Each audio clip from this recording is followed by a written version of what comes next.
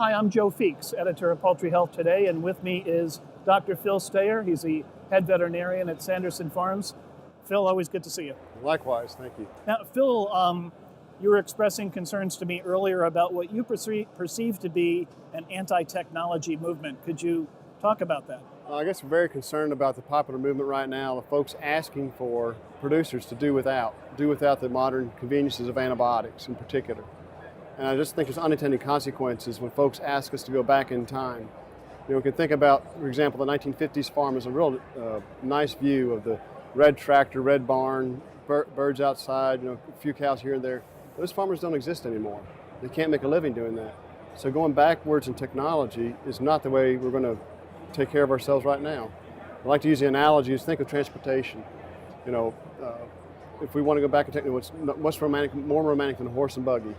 But you can't get anywhere. So if you go back to leave a car behind, save all the drivers, there'll be no car accidents or no cars. But a horse and buggy won't keep our society going.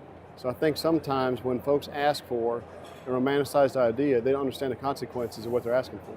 Now, if you want to talk about antibiotics, I think one of the objections there is certainly people have expressed concern about resistance or transfer of resistance, but a lot of other people think that poultry producers are using these antibiotics as a replacement for good management.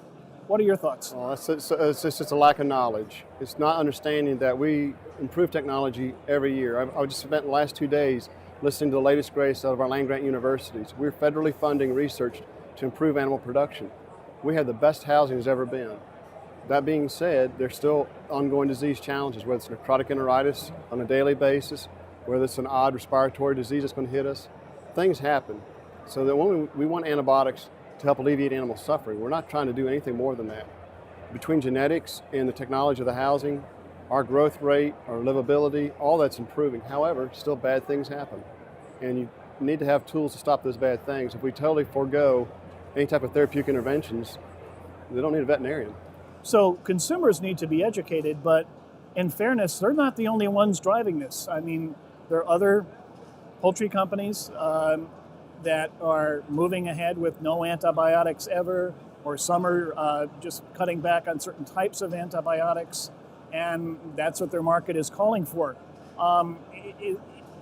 Is this a good trend in the sense that we're giving at least a segment of the population what they want, or could this be detrimental in the long run? I think detrimental in the long run. I'm all about choice. People want to do those things. However, again, think back to my veterinary oath I took back in 1989. We vowed to take care of the animals, but also look out for the human population. It's not just one or the other. And so somebody wants me to give them an animal that wasn't treated with an antibiotic. I can do that. But what about the population?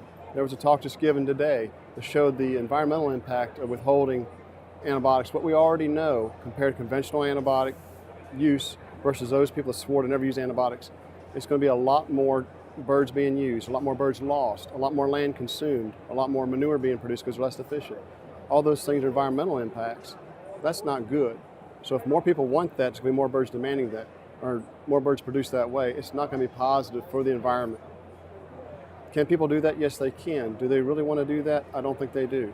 Now, last year, I know your CEO, Joe Sanderson, went to Wall Street and people asked him about antibiotic-free, and he said, no, in so many words, we're bucking the trend. We have no intention to go antibiotic-free. And he cited 3 factors: animal welfare, sustainability, and also food safety.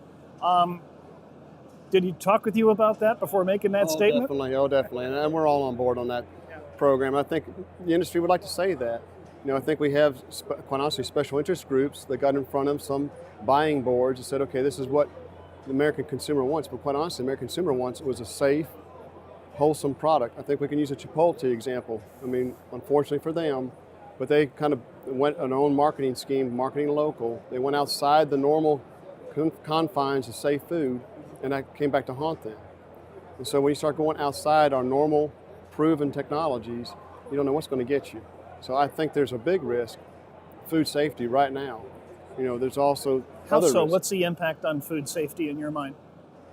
if you have to bring sick birds to market without intervention, and work's been done by Scott Russell about 2 decades ago that showed that birds that were sick with one disease, E. coli, they came to the plant, they carried more Campylobacter through for a food safety issue. So it showed that an unhealthy bird coming to market would actually bring more human pathogens, a different bacteria.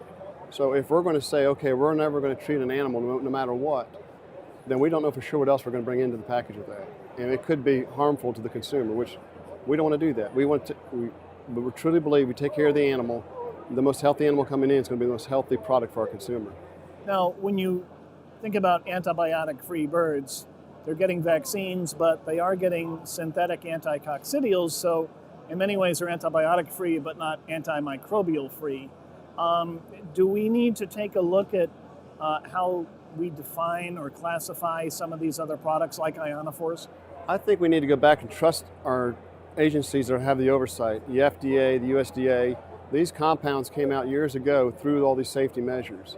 So if you start taking away what's been proven and tested and go to what's unproven and untested, you're back to homeopathy. You're back to using products that may or may not work. You can do whatever essential oils, there's some promise there. We've all had good experiences, whatever, mint tea for a tummy ache or something like that, that works. But wouldn't you rather have an anti-diarrheal when you have diarrhea?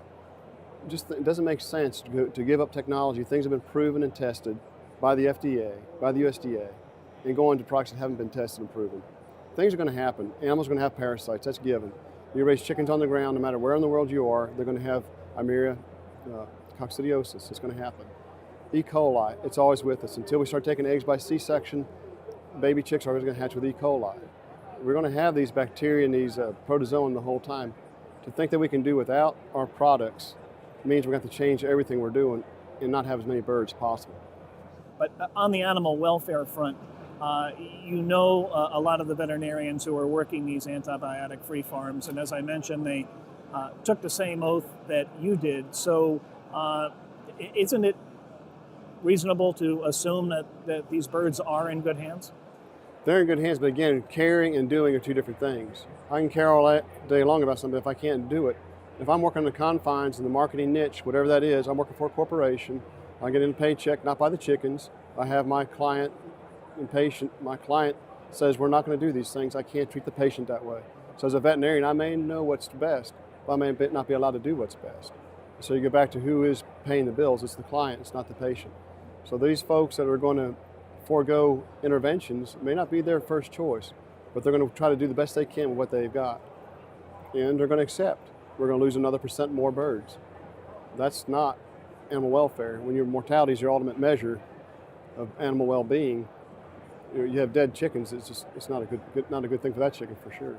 Looking into your crystal ball, what do you see 5-10 years from now? I'm not a prophet, nor the son of a prophet, to quote the Bible, but I just don't see how the antibiotic-free can go forward, or raised without antibiotics ever. At some point in time, when an animal gets sick, it's going to have to be diverted. And I don't think anybody's willing to commit to euthanizing a house of animal suffering when you have an effective medication to intervene. It just does not make sense to me. So I see some point in time there's going to be a limit to that.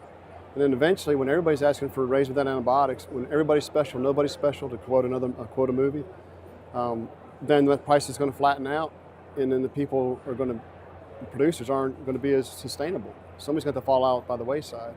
So I just don't see this being a long-term sustainable trend. I do think it's trendy right now. It's great to get on this bandwagon. You might have a marketing niche if you agree to do these things, but I don't think you're thinking about the unintended long-term consequences that we may not be as a company around if we keep on going this way. It's going to be interesting to watch, and I appreciate your sharing your candid thoughts. We've been talking to Phil Stayer, head veterinarian at Sanderson Farms. Phil, once again, thanks for sitting in. Thank you, Joe.